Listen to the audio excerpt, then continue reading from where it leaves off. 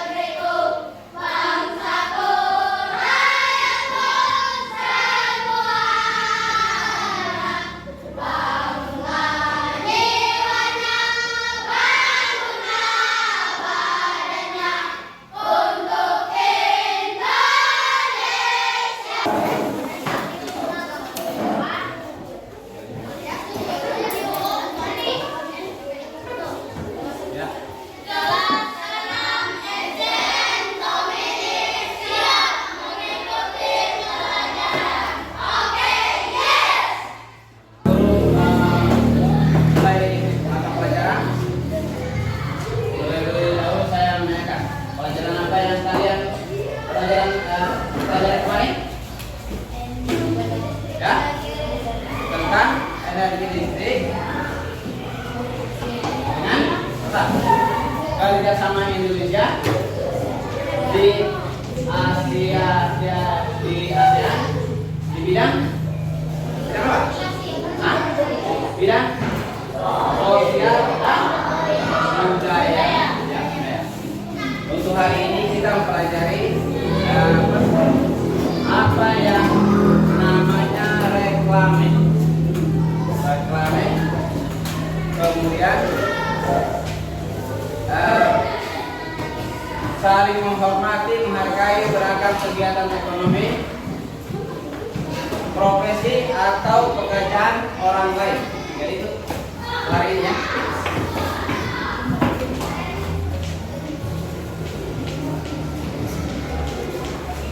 Yang pertama di reklame, perhatikan.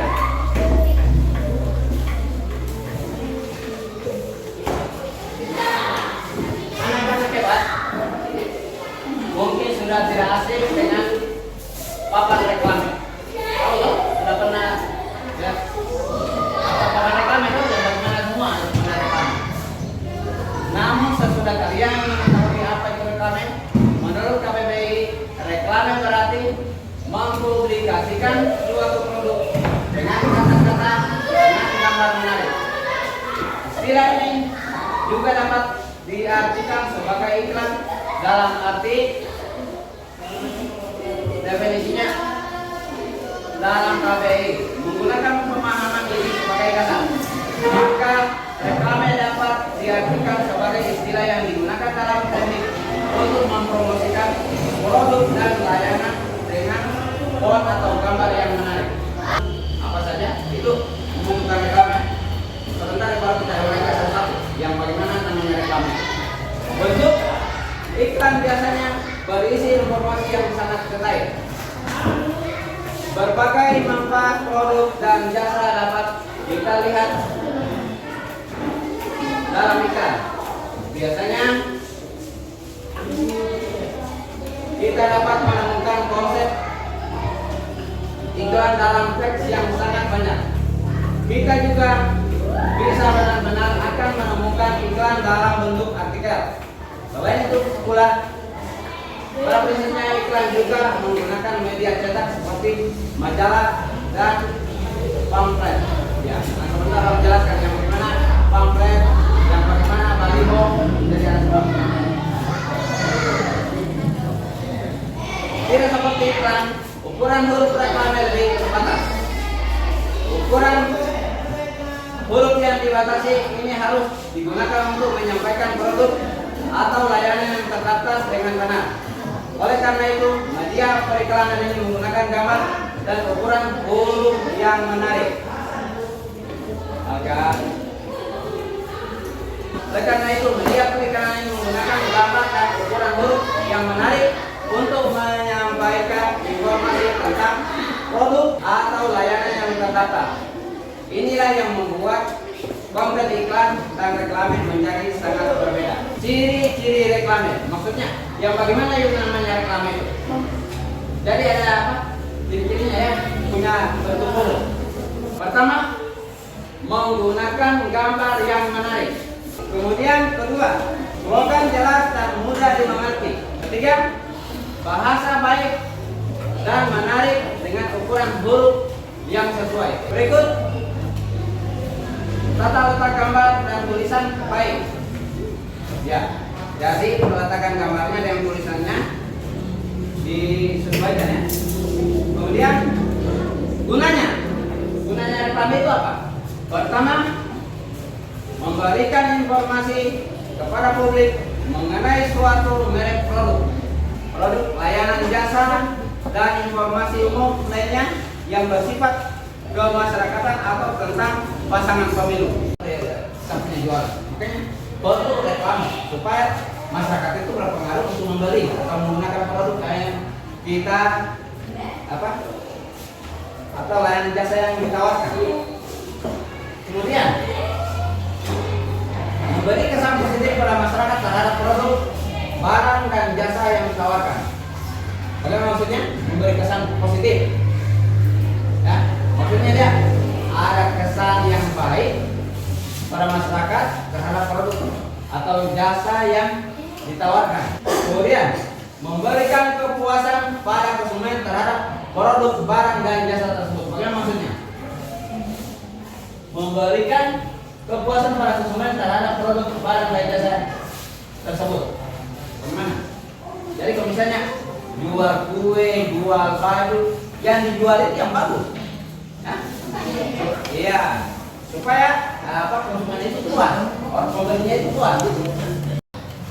Kemudian 5, menjadi media pemberi informasi dan komunikasi antara penjual dan calon pembeli potensial. Kemudian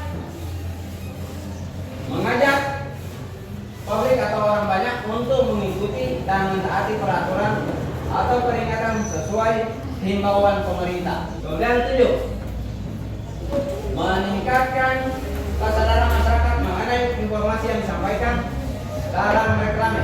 Misalnya, meningkatkan kesadaran masyarakat tentang bahaya narkoba. Kemudian, apa tujuannya reklame? Maksudnya untuk apa itu reklame? Tujuannya itu untuk tujuan utama menggunakannya adalah untuk membuat produk atau layanan yang ditawarkan menjadi lebih populer. Dengan cara ini jumlah orang tertarik pada produk dan layanan juga akan meningkat. Ada 2 jenis reklame yang dapat dikategorikan untuk tujuan ini. Pertama adalah untuk pengguna reklame komersial dan yang kedua adalah untuk pengguna non komersial. Pertama, satu reklame komersial. Gambar apa juga? Ada gambar? Apa?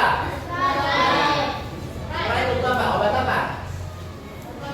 Obat panas? Bukan obat panas? Ya, minuman segar ya? Iya, di situ tertulis Sprite, nyatanya digiring. Nah itu, jadi ini salah satu daripada reklame komersial. Banyak lagi ya, barang-barang yang sifatnya komersial. Cuma di sini contohnya ada Sprite. Seperti yang telah disebutkan, tujuan reklame komersial adalah untuk mempromosikan produk atau layanan yang terdaftar. Tipe ini biasanya berfokus pada penyedia informasi tentang produk atau layanan. Informasi yang terdapat dalam konten juga biasanya kurang detail. Pengguna kata-kata yang singkat dan jelas selalu identik dengan hal yang satu ini. Ya. Kemudian tadi reklame komersial. Sekarang yang non komersial, yang bagaimana? Contohnya reklame yang non komersial. komersial. Kita lihat di situ ada pernyataan buanglah sampah pada tempatnya. Pernah lihat yang begini kan? Ya. Reklame jenis ini biasanya ditujukan untuk mengajak masyarakat untuk berpartisipasi dalam program-program pemerintah. Pesan tentang program pemerintah harus dikomunikasikan dengan benar menggunakan teks yang meyakinkan, singkat dan jelas. Dengan demikian masyarakat umum dapat dengan jelas memperoleh informasi tentang program tersebut tanpa adanya informasi yang salah. Kemudian jenis-jenis reklame. Pertama, spanduk. Yang bagaimana namanya spanduk? Spanduk adalah, nah ini definisinya, artinya spanduk. Reklame yang dibuat secara ringkas, padat dan jelas dengan media kain atau sejenisnya yang dibentang di antara dua tiang di tempat yang strategis. Kemudian, nah ini lagi satu macam brosur. Sudah pernah lihat? Brosur? Yang bagaimana brosur? Brosur adalah reklame yang dibuat pada selembar kertas dengan informasi lebih rinci dan jelas. Reklame jenis ini disampaikan dengan cara disebarluaskan secara langsung agar dibaca, dipahami oleh target pembaca. Kemudian poster. Yang bagaimana lagi poster? Jadi jenis-jenis reklame semua ya.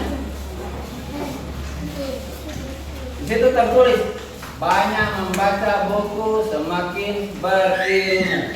Kemudian definisi dari poster. Poster adalah reklame yang berupa selebaran kertas dengan berisi gambar dan tulisan. Reklame jenis ini dibuat semenarik mungkin.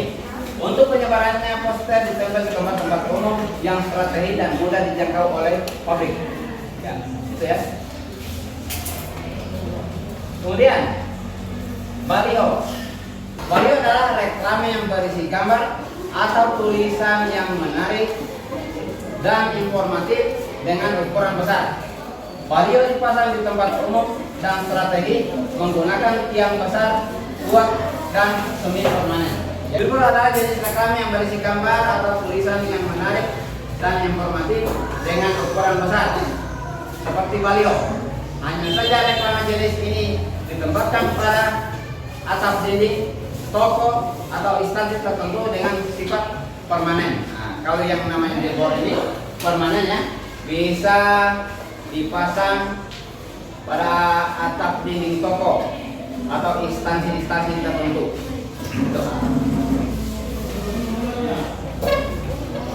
Masih ada yang keenam, banyak jenis reklame yang berbentuk dan isinya sama dengan baliho dan billboard, namun ukurannya lebih kecil. Banyak ditempatkan dalam atau depan ruang atau toko yang menggunakan penyangga. Jadi yang menggunakan penyangga arah kaki ke belakang ya penyangganya. Kemudian leaflet. Leaflet adalah reklame yang berupa lembaran kecil yang dilipat dan berisi informasi lengkap dan rinci. Penyebaran leaflet dilakukan secara diletakkan di tempat yang mudah diambil, disebarkan atau diberikan langsung kepada konsumen atau target pembaca. Jadi itu ya. Selanjutnya sesudah reklame kita ke sikap yang perlu dikembangkan dalam keberagaman ekonomi. Sikap yang perlu dikembangkan dalam hal keberagaman ekonomi. Keberagaman ekonomi adalah kondisi masyarakat yang memiliki perbedaan tingkat atau taraf ekonomi. Yang bagaimana maksudnya? Daerahnya atau tempat tinggalnya. Contoh, jika kita tinggal di daerah pantai, maka pekerjaannya sebagai apa? Atau penjual ikan, itu ya. Dia tinggal di pantai. Bagaimana kalau tinggalnya di daerah pegunungan? Apa kerjanya? Hah? Bertani kebunnya? Ya. Jadi sesuai dengan tempatnya. Kemudian perhatikan jenis keberagaman ekonomi di Indonesia. Pertama pertanian. Kemudian peternakan,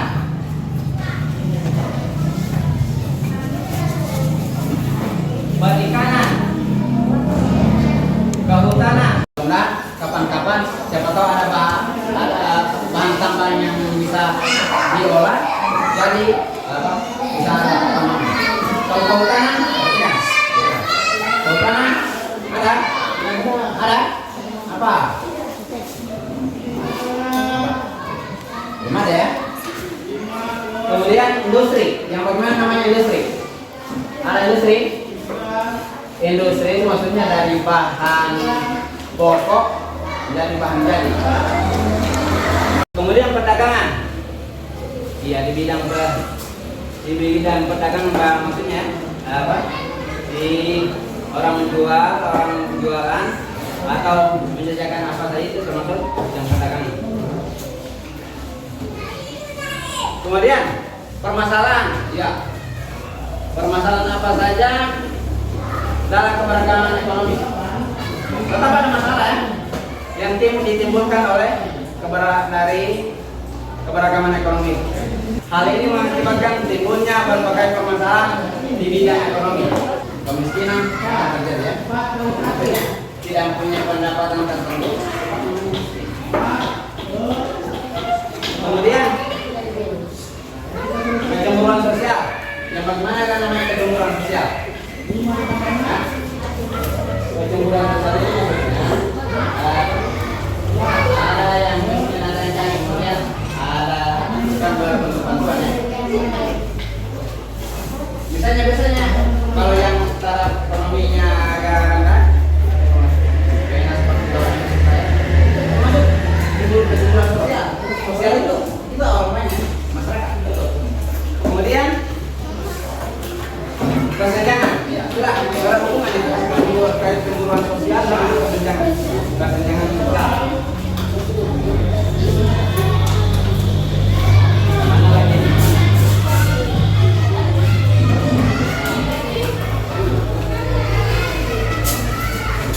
Berikut kegiatan ekonomi yang berada di masyarakat sangat beragam. Ya, jadi macam-macam kegiatan ekonomi di masyarakat itu banyak macamnya. Hal tersebut terjadi lantaran kebutuhan masyarakat juga berbeda-beda. Dengan beragam kegiatan ekonomi yang terdapat pada masyarakat, tentunya tak menjadi hambatan untuk bisa saling menghargai dan menghormati atau individu satu dengan individu lainnya. Agar berikut ini bisa kita simak sikap yang harus diterapkan dalam menyikapi keberagaman ekonomi dalam masyarakat. Di antaranya, jadi ini perhatikan ya, ini yang penting sekali ya. 1. Saling menghormati serta menghargai beragam kegiatan ekonomi, baik profesi atau pekerjaan yang dikerjakan orang lain. 2. Meneladani keberhasilan orang lain dengan meniru sikap positif orang tersebut. Kemudian menumbuhkan sikap persaingan usaha yang sehat dan atau perilaku kegiatan ekonomi. Kemudian menghormati dan menghargai usaha ekonomi orang lain dengan tidak iri atas kesuksesan dan keberhasilannya. 5. Bergaul atau bermain dengan kawan tanpa membedakan kegiatan ekonomi yang dikerjakan oleh orang tuanya. Kita terhadap keberagaman ekonomi adalah saling menghormati, saling meneladani kesuksesan orang lain dan melakukan persaingan secara sehat. Sekarang kelompok 1 ini ya, kelompok 2, kemudian kelompok 3, kelompok 4. Nama pendek boleh.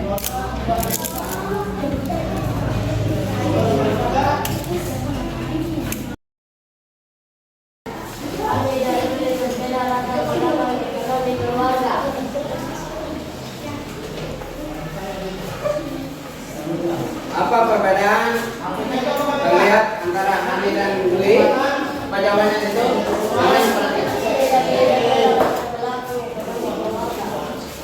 Untuk kelompok 2 bagaimana jawabannya? Baca.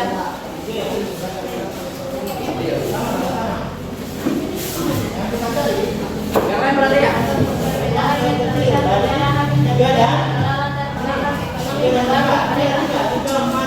Kelompok atau beda jawaban coba. Yang lain perhatikan. Ani dan Dwi berbeda latar belakang ekonomi dan Terus kelompok 4 sama. berdiri.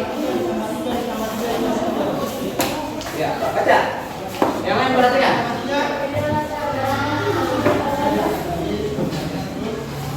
Berikut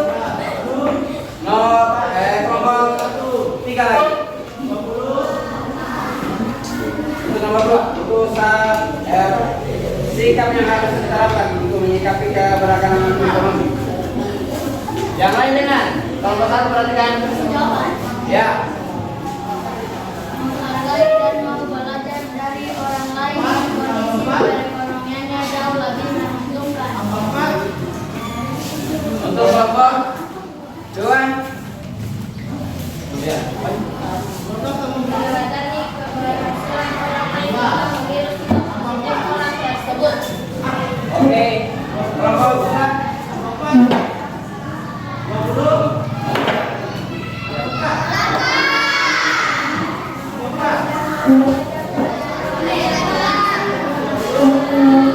Yang lain perhatikan.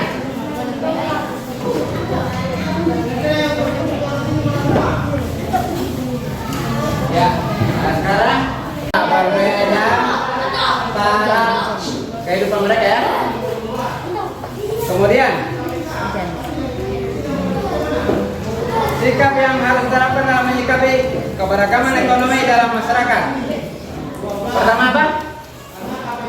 Meneladani keberhasilan orang lain. Kedua, meniru sikap positifnya untuk mencapai keberhasilan. Ketiga, bermain dengan teman tanpa membeda-bedakan tingkat ekonominya. Kemudian, tidak menghina dan merendahkan teman. Jadi semua ya sikap yang harus diterapkan dalam menyikapi keberagaman ekonomi. Kemudian, hal-hal yang diperhatikan dalam membuat reklame. Pertama, ilustrasinya harus menarik. Kemudian, jujur dan bisa dipertanggungjawabkan. Kemudian, dilakukan berulang-ulang. Jadi membuat reklame itu harus diulang-ulang, bukan cuma satu kali dipasang atau tetap diulang-ulang ya. Kemudian bahasanya yang digunakan harus singkat. Nah, sekarang kabarnya umur berapa?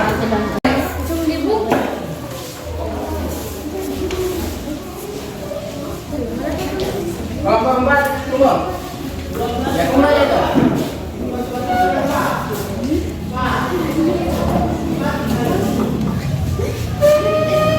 Kelompok 1 yang jawabannya sudah bagus. Kembali diberikan skor 100. Tepuk tangan untuk kelompok 1. Kemudian untuk kelompok 2, ya. Saya berikan nilai 100 juga. Tepuk tangan untuk kelompok 2. Kemudian untuk kelompok 3, saya berikan aplaus juga. Berikan aplaus dengan jawaban mereka. Tetap saya berikan nilai 100.